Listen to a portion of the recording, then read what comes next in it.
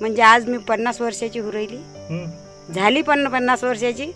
पाण्याचा त्रास असाच आहे मला.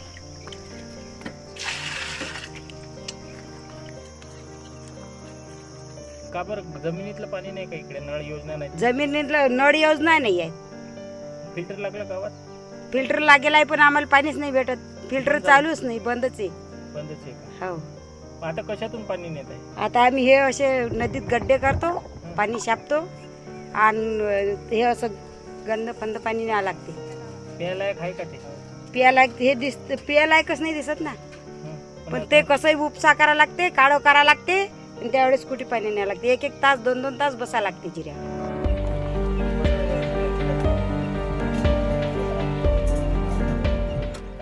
गेल्या काही दिवसांपासून राज्यातल्या अनेक जिल्ह्यांमध्ये तापमानाचा पारा चांगलाच वाढलाय. तापमान वाढल्यामुळं अंगाची अक्षरशः कैली होते. अशाच वातावरणात अमरावती आणि पालघरमधून मन हेलावून टाकणारं दृश्य समोर आलंय.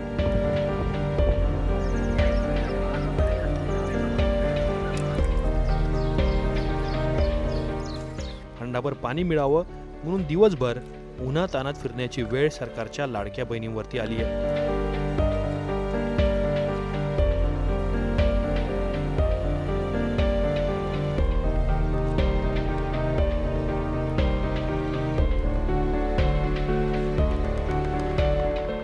धक्कादायक म्हणजे या महिलांना पिण्यासाठी डबक्यातील पाणी वापरावं लागतंय. कोरड्या पडलेल्या नदीत हाताने छोटे छोटे खड्डे खोदण्यात आले. त्यात जमा होणाऱ्या गढूळ पाण्यासाठी महिलांना जीवाचं रान करावं लागतंय.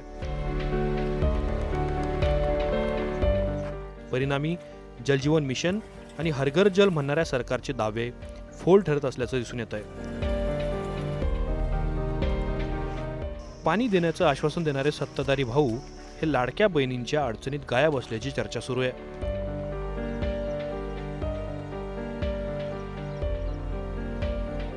पण गेल्या अनेक दशकापासून अकोला जिल्ह्यातल्या बाळापूर तालुक्यातल्या कवठा गावात ही परिस्थिती आहे की या गावात प्यायच्या पाण्यासाठी या अशा मरण यातना या ठिकाणी या महिलांना, या गावकऱ्यांना भोगाव्या लागतात. या नदीतल्या याच खोल पात्रातल्या एका ठिकाणी झिरा करावा लागतो आणि हेच गोड पाणी त्यांना रोज प्यावं लागतं. ही भयान परिस्थिती, वर्षोनुवर्ष अशी स्थिती आहे. प्रशासन एकीकडे गतिमान असल्याचं सांगतं. गतिमान सरकारनं या ठिकाणी या गावकऱ्यांसाठी या नदीपात्रातच धरण बांधलं. पण म्हणतात ना, धरण उसाशी आणि कोरड घशाशी हीच परिस्थिती गेल्या अनेक दशकापासून या कवठा गाववासियांची झालेली आहे.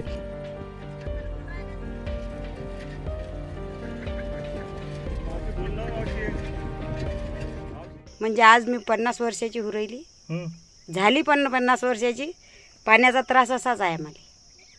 का बरं जमिनीतलं पाणी नाही का इकडे? नळ योजना नाही? जमिनीतलं नळ योजना नाही आहेत. फिल्टर लागलं गावात? फिल्टर लागेल आहे पण आम्हाला पाणीच नाही भेटत. फिल्टर चालूच नाही, बंदच आहे. बंदच आहे का? हो. मग आता कशातून पाणी नेत आहे? आता आम्ही हे असे नदीत गड्डे करतो, पाणी शापतो आणि हे असं गंद पाणी न्यावं लागते. प्यायलायक आहे का ते? पियालायक हे पियालायकच नाही दिसत ना.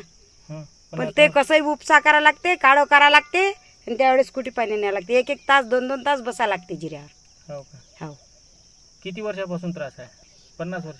50 वर्ष झाले. मी 50 वर्षाची झाली मी तेव्हापासून हाच त्रास पाहू राहिली. ते असंच पाणी घ्यायला लागते मग? हो, यातच न्यावं लागतं प्यायला मग. हां हो, साफ करून. हां. आजसाठीला गर्दी असते भाऊ. कधी आज नाही का मग? बाबा हे का गर्दीमध्ये 40 कॅना असतात तरी. हां.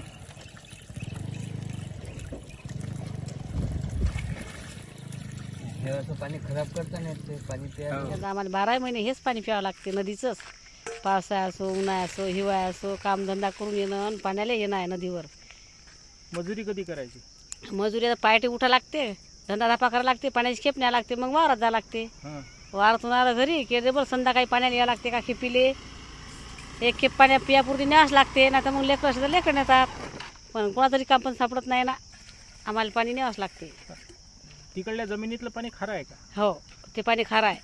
त्यानं काय होते? त्यानं आता पोट दुखतात, काय बी समजा असं आम्हाला ते पाणी सैन बी होत नाही. कसं का आता जमिनीतलं पाणी म्हणजे खारं किती आहे. वर्ष झाली असं करून? बापा लय झाले 25-30 वर्ष या पाणी भरायले आम्हाला. आमचे लेकरं बी आता मोतारे उरायले अर्धाले झाले. आम्ही आमच्या इला वया झाल्या तरी आम्हाला हेच पाणी आहे प्यायले. बरं, या पाणी नसल्यानं पोरी देत नाहीत का इथं कोणी? नाही ते म्हणत मी गावात लोकशार पाणी व्हावं लागते.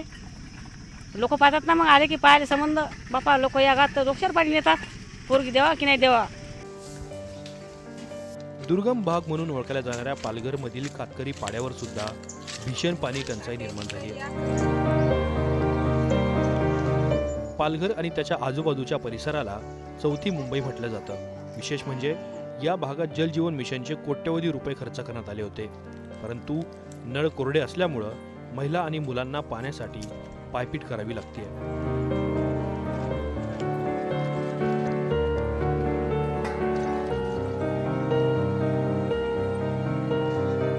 की जसं आम्ही सांगतो की सध्या आम्हाला दूषित पाणी प्यावं लागतं आणि ते जवळजवळ 1 किलोमीटर अंतरावर यावं लागतं आम्हाला पाणी घ्यायला.